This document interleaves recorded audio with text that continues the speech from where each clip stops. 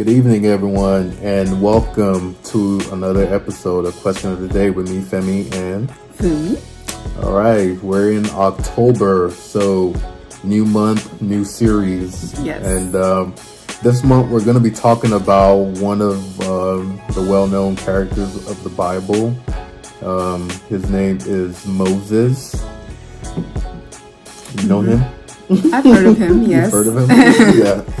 So yeah, we're going to be talking about Moses this month. The question of the day today is actually, who was Moses in the Bible? Because, today we're going to spend time kind of like going over, who Moses is in the Bible and kind of give sort of an overview for what we're going to be talking about for the rest of the topics this month, because I really want to go into it, but I don't want to discuss too much where, we're really skipping over a lot of the things that we might not have noticed, whenever, we read the books of the Bible that contain the life of Moses.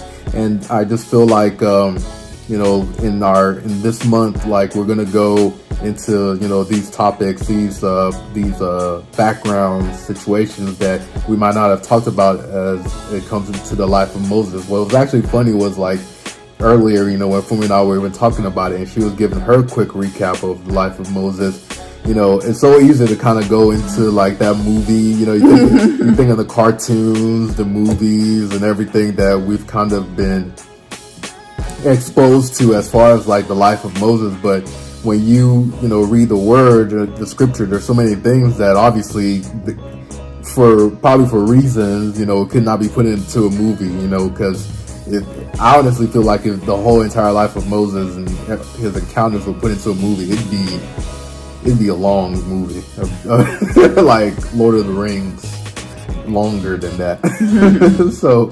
But yeah, let's go into our question of the day today as far as like who was Moses in the Bible. I mean, yeah, so I guess I will ask for me, just to give us a, real quick. We don't want to give them too much because we still have our Zoom discussion, but if you were to, actually, yeah, here's a good one. If you were to explain who Moses was in the Bible in 3 sentences. 3? Yes, 3 sentences. Good luck.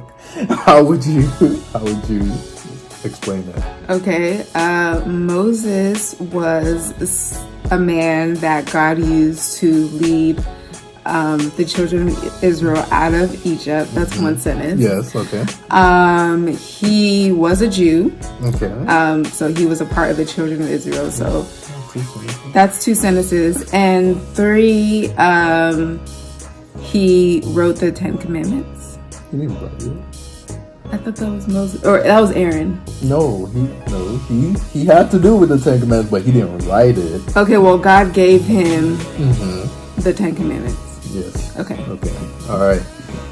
So that was a nice quick summary of Moses.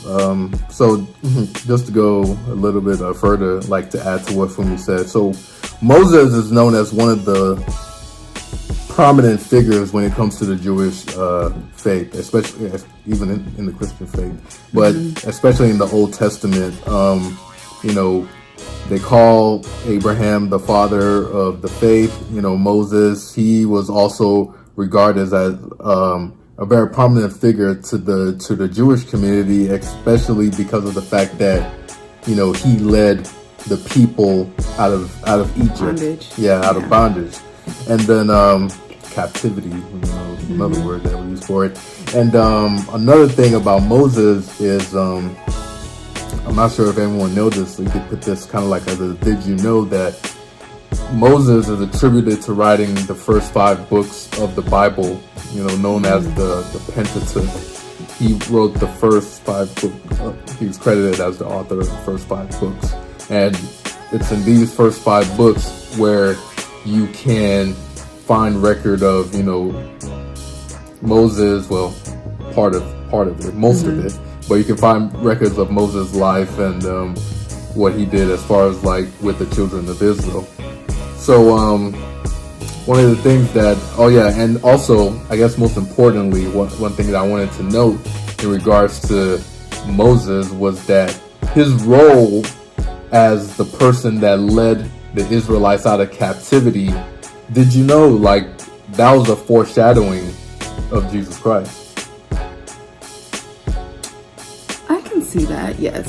You can see it, yeah. Yes. Yeah, I mean, when it said out loud, and that's how I felt too. When I understand, how Moses is a foreshadowing of Christ. It's kind of like, oh yeah, I see how that works. Because when we talk about a lot of foreshadowing in Scripture, we think of like, when Abraham had to sacrifice his son, that was a foreshadowing. One of the other things encounters with Moses and the children of Israel had to do with, Passover, what they had to do as far as with the blood on the doorpost. That was a foreshadowing. And there's so many that's in there, but the role that Moses played when it comes to the children of Israel, that is like one of the biggest foreshadowing. And, Moses is obviously an integral, person when it comes to, our faith, our belief, because, even when Christ came, Moses was there with him on the mountain when the transfiguration. Moses was, he appeared there as well. And, obviously, as we go into our discussions and go deeper, we will, talk about, those things. But I just wanted to express the significance of Moses when it comes to, even leading to Christ. And at at our final conclusion this month, we will be going over that more in depth. But today, we're just kind of going to go over like a brief overview of who Moses was. Like we said, as far as his role as leading the children of Israel out of captivity.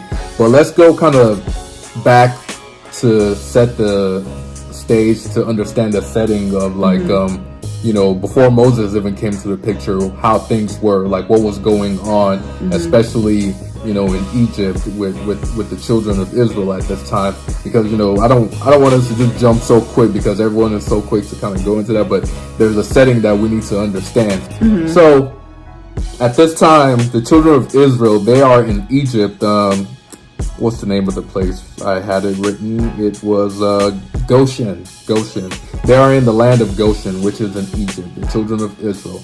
So this is like after, Joseph had basically, brought all the children of Israelites, brought them over to Egypt, just so they could avoid, the famine, remember? And then as the years went by, like the children of Israel, they're living in Egypt.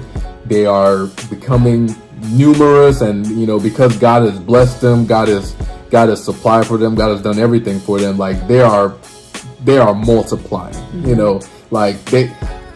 Remember earlier on in Scripture, God had already made that covenant with Abraham as far as like how his seed and how they will multiply like the stars in the sky. Like there will be so many of them, and this is basically, starting to happen. It's starting to happen. It's starting to happen in the land of Egypt. And, because this was happening to the Egyptians, especially to Pharaoh at the time, this was actually a big problem.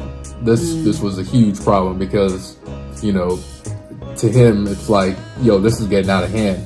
On one side, people are thriving, people are becoming blessed, people are multiplying, like, hey, we're abundant, everything's good. On the other side, the Egyptians are like, these people, they taking over. Which is in Exodus chapter 1, and we're going to read from verse 8 till 21, I think to the end of chapter 22. 22, yeah. Okay. So go ahead. So Exodus 1 verse 8. Now there arose a new king over Egypt who did not know Joseph. And he said to his people, Behold, the people of Israel are too many and too mighty for us. Come, let us deal shrewdly with them, lest they multiply. And if war breaks out, they join our armies and fight against us and escape the land. Therefore they set taskmasters over the land. Therefore they set taskmasters over them to afflict them with heavy burdens. They built for Pharaoh store cities, Pithom and Ramis. But the more they were oppressed, the more they multiplied and the more they spread abroad. And the Egyptians were in dread of the people of Israel. So they ruthlessly made the people of Israel work as slaves, and they made their lives bitter with hard service in mortar and brick and in all kinds of work in the field. In all their work, they ruthlessly made them work as slaves.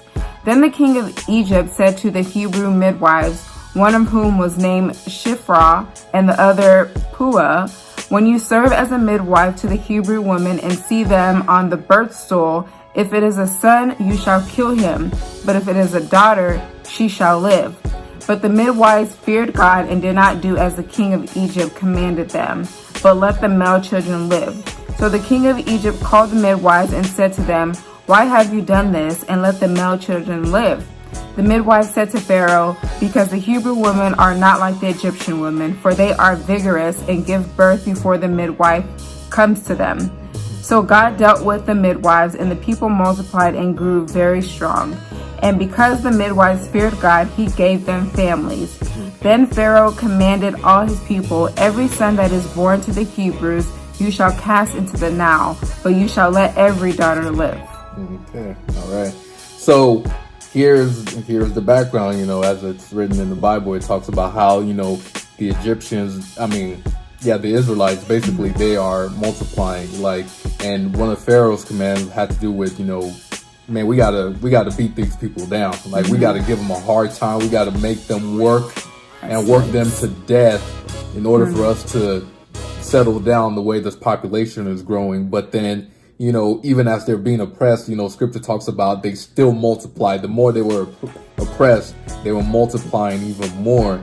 And then, we're seeing how Pharaoh made that decision that the male children had to die. Because I don't know if that's one of the things that's even talked about in the movies or anything that we talked about, that we've watched, as far as why Moses had to be put, on that basket and everything like that. You knew that they were killing sons, but I don't know if a lot of people knew not the background. Yeah, I don't know if a lot of people knew the reason behind that. It wasn't just a random occurrence. It was literally the purpose behind that was basically population control. And because of that, Pharaoh makes out this decree that basically, if they're giving birth, I need you guys to look. If it's a boy, kill it.